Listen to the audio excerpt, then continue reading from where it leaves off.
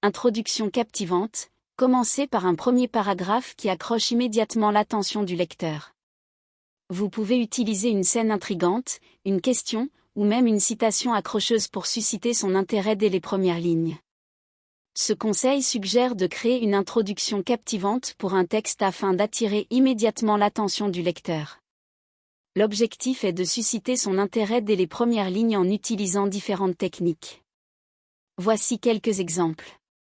Scène intrigante, commencez par décrire une situation captivante ou un événement intéressant. Par exemple, le vent soufflait violemment, agitant les feuilles des arbres tandis que l'obscurité se refermait sur la petite ville paisible. Au loin, une ombre étrange et mystérieuse se glissait furtivement entre les ruelles désertes. Question, posez une question intrigante pour stimuler la curiosité du lecteur. Par exemple, et si vous pouviez remonter le temps et changer le cours de votre destinée? Imaginez les possibilités infinies qui s'offriraient à vous. Citation accrocheuse, utilisez une citation qui éveille l'intérêt du lecteur. Par exemple, la vérité est ailleurs, écrivait David Duchovny dans la série culte X-Files. Cette phrase résonne encore aujourd'hui, rappelant à quel point notre monde est rempli de mystères et de secrets inexplorés. L'objectif de cette introduction captivante est d'accrocher le lecteur dès les premières lignes, afin de susciter son intérêt et de le pousser à continuer sa lecture.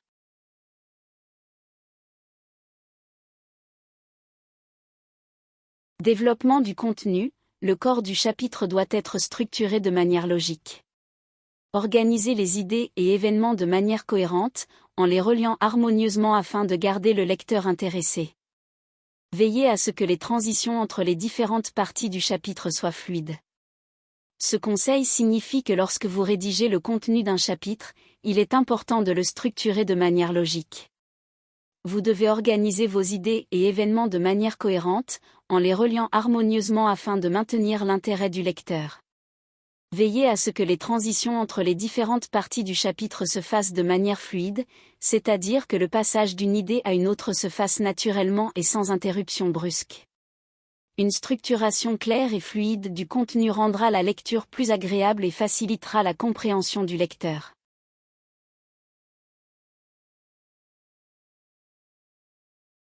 Alternez entre des moments d'action et des moments plus calmes pour maintenir un rythme équilibré.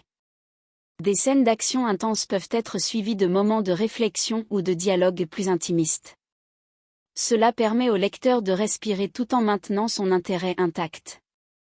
Ce conseil suggère de varier le rythme de votre récit en alternant entre des moments d'action et des moments plus calmes. L'idée est d'équilibrer les scènes d'action intenses avec des scènes de réflexion ou de dialogue plus intimes. Lorsque vous créez des scènes d'action intenses, elles peuvent être captivantes et entraînantes pour le lecteur. Cependant, si vous maintenez ce niveau d'intensité tout au long du récit, cela peut devenir épuisant pour le lecteur et il risque de perdre de l'intérêt. En introduisant des moments plus calmes, vous permettez au lecteur de respirer, de reprendre son souffle et de se détendre un peu. Ces moments plus calmes peuvent être des occasions pour les personnages de réfléchir à leurs actions, de discuter de leurs émotions ou de développer des relations plus intimes. Cela donne au lecteur la possibilité de mieux comprendre les motivations des personnages et de s'attacher davantage à eux. En alternant entre des moments d'action et des moments plus calmes, vous créez un rythme équilibré dans votre récit. Cela maintient l'intérêt du lecteur en lui offrant à la fois des moments captivants et des moments de répit. Le lecteur peut ainsi rester engagé dans l'histoire sans se sentir submergé par une action constante. En résumé, alterner entre des moments d'action et des moments plus calmes permet de maintenir un rythme équilibré dans votre récit. Cela permet au lecteur de s'impliquer pleinement dans l'histoire en lui offrant des moments captivants et des moments pour respirer et réfléchir.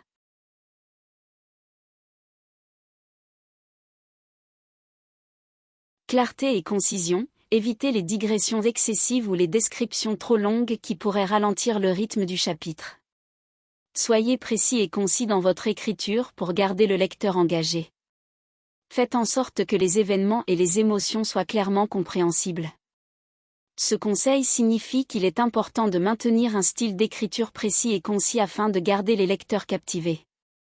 Évitez les digressions trop longues qui pourraient éloigner les lecteurs du sujet principal ou ralentir le déroulement de l'histoire. Il est également recommandé de ne pas fournir des descriptions excessives, car cela peut alourdir le rythme de lecture. Il est préférable d'écrire de manière concise et d'utiliser des mots précis pour transmettre les événements et les émotions d'une manière claire et compréhensible pour les lecteurs. L'objectif est de captiver l'attention du lecteur tout au long du chapitre et de lui permettre de suivre facilement l'histoire sans confusion ni ennui.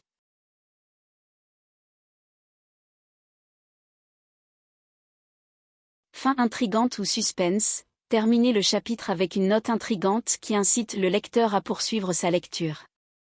Cela peut être un rebondissement, une question en suspens ou une révélation surprenante. L'objectif est de maintenir l'intérêt du lecteur et de le pousser à vouloir continuer à découvrir la suite de l'histoire. Lorsqu'on parle d'une fin intrigante ou pleine de suspense, on fait référence à la manière dont on termine un chapitre d'un livre ou une scène spécifique. L'objectif est de susciter l'intérêt et la curiosité du lecteur afin qu'il soit captivé et continue à lire pour découvrir la suite de l'histoire. Il existe différentes façons d'atteindre cet objectif.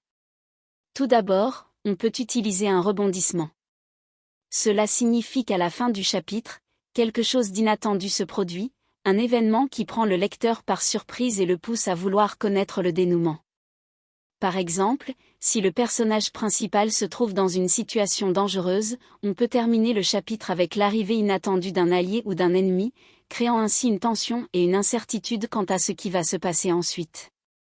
Une autre façon de créer de l'intrigue ou du suspense est de poser une question en suspens. À la fin du chapitre, on peut révéler un élément lié à l'intrigue principale qui soulève une question sans réponse. Par exemple, si le roman est un mystère, on peut terminer le chapitre avec la découverte d'un indice clé ou une révélation sur un personnage, mais sans donner toutes les informations nécessaires pour comprendre complètement ce qui se passe. Cela pousse le lecteur à continuer à lire pour obtenir les réponses à ces questions.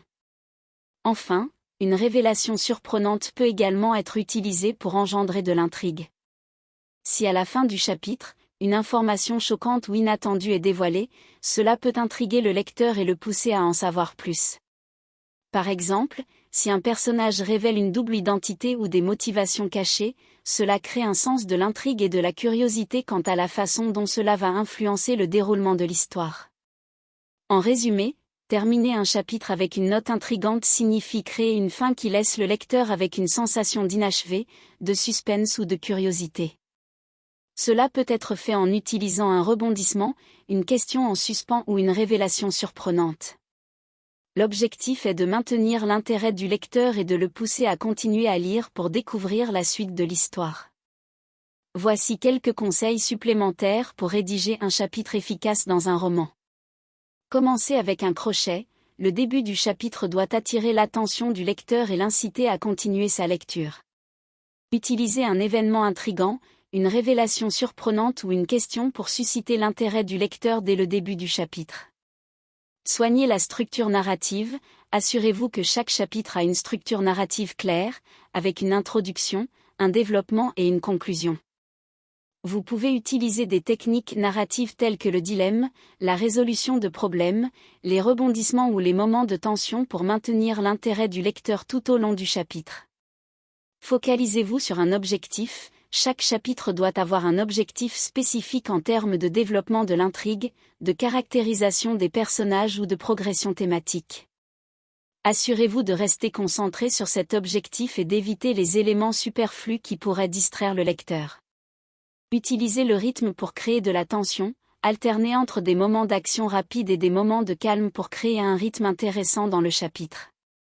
Les moments d'action intense peuvent être suivis de moments de réflexion plus paisibles ou de dialogues significatifs pour permettre au lecteur de reprendre son souffle avant de passer à la suite. Montrez, ne dites pas, essayez de montrer les émotions, les pensées et les actions des personnages plutôt que de les décrire directement. Cela permettra au lecteur de s'immerger davantage dans l'histoire et de se sentir plus proche des personnages. Terminez du suspens, concluez chaque chapitre par un événement surprenant, une révélation choquante ou une question en suspens pour inciter le lecteur à continuer à tourner les pages. Laissez une certaine tension ou intrigue non résolue pour susciter l'envie de découvrir la suite de l'histoire. Révisez et éditez. Une fois que vous avez terminé d'écrire le chapitre, Prenez le temps de le relire, de le réviser et de l'éditer pour améliorer la clarté, la cohérence et l'efficacité. Assurez-vous également que le chapitre s'intègre harmonieusement dans l'ensemble du roman.